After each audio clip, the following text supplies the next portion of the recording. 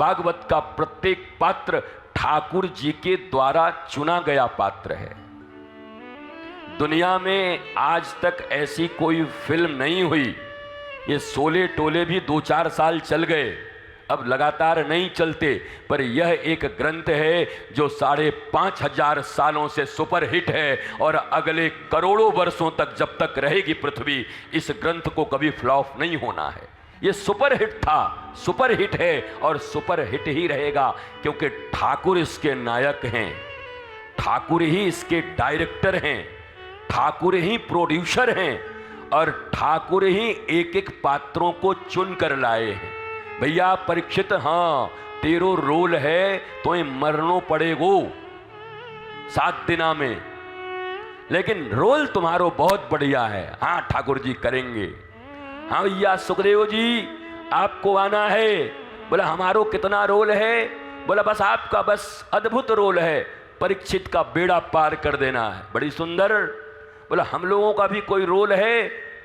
तो श्रीमद् भागवत ऐसा है जिसमें रामायण भी है, रामचरितमानस भी है महाराज, सारे अवतारों की कथा है, भक्तों की कथा है। कुछ ऐसा है ही नहीं भागवत में नहीं हो, ऐसा कुछ है ही नहीं।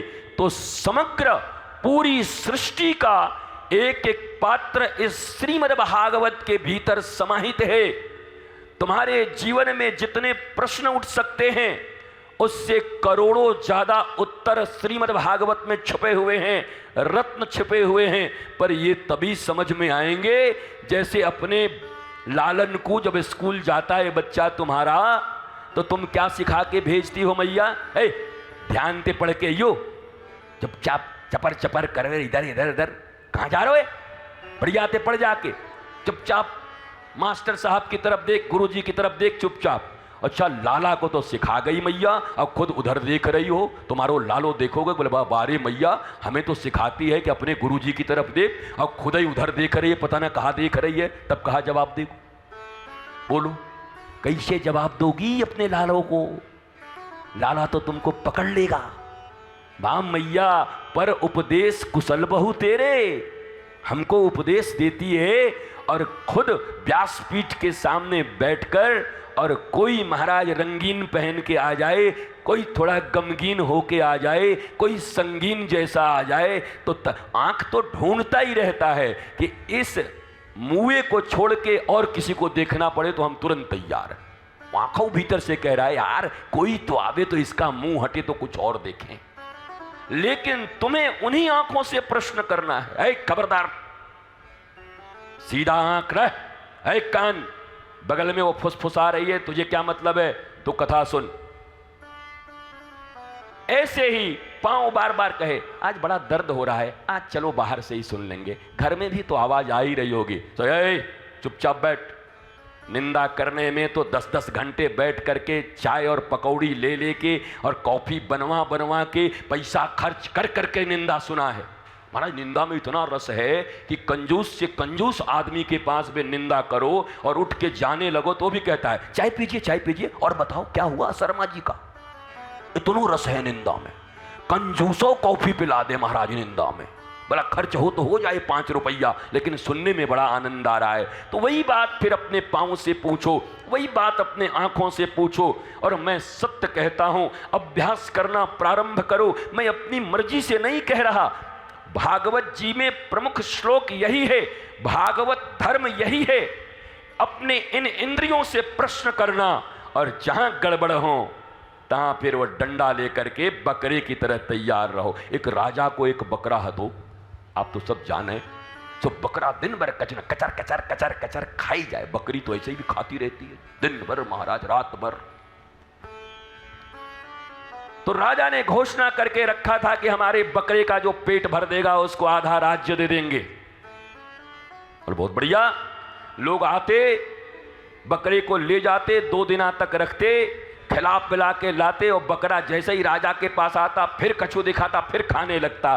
तो महाराज उसको, कछू को फांसी हो जाती, कछू को जेल हो जातो, बहुत लोग परेशान। फिर एक दिन एक बाबा जी आए लुटिया लेकर के, महाराज लंगोटी पहन के, बोला राजा ये बकरा हमें दे दे, हम पेट भर देंगे। बोला बड़े बड़े धन्ना सेठ पेट नहीं भर रहे, खुद लंगोटी पहन के आया है, भीख मांग को खावे। हमारो बकरा को पेट भरेगो तू? कहां से भरेगो? बोला तू दे तो एक बार, लोग 2 दिना में नहीं भरते, हम 1 दिना में भर के ले आएंगे। बोला अच्छा, 2 दिना में राजा महाराजा नहीं भर पाए, बड़े बड़े धनवान नगर सेठ नहीं भर पाए, और तू भर देगो? बोला हम भर देंगे। ले गयो बकरा को महाराज, बांध दियो एक जगह पर, और बढ़िया बढ़िया हरा हरा घास और खूब सुंदर चना रख दियो, और जो ही बकरा खावे को चिंता करे, एक हाथ में ऐसे चना देवे खावे को, और दाहिने हाथ में एक लठिया राखे, जो ही खावे पार से मुंह पे छन्न करके बकरा पीछे आवे। 1 बार 2 बार 24 घंटे तक सूट तो ही रहा, दे डंडा दे डंडा दे डंडा।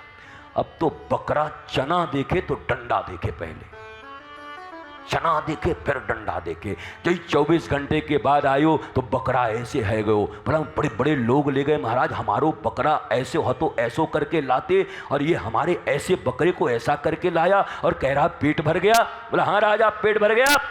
बोला अच्छा अभी टेस्ट करते हैं, चेक करते हैं। सही राजा ने ऐसे करके चना दिखायो बकरा को तो महाराज जीभते पानी आएगो। चना ना ही छोटे छोटे रसगुल्ला दिख रहे हैं वहां को, क्या इतने सुंदर रसगुल्ला। यही मुंह आगे ले जाएगो, और सही दाहिने हाथ में डंडा को ऐसे चमकायो, देख बेटा हो बकरा देखो। बोलो बाप रे बाप, ये खावे तो बचेंगे नहीं, लेकिन एक डंडा पड़ गयो तो गोविंदाए नमो नमः। महाराज 24 घंटे से पिटी रहे हैं। सो बकरा पीछे हट गया। राजा बोला बाप भैया, बड़े बड़े सेठ पेट न भर पाए, आपने कैसे भर दिया? कहा भैया सुनो, ये सत्संग और गुरुबानी के डंडे से अपने इंद्रियों को बार बार पीटते रहोगे, चेक करते रहोगे, तो इस मन रूपी बकरे का पेट भर जाएगा। राधा रमन इसमें समा जाएंगे, दाऊ जी महाराज समा जाएंगे।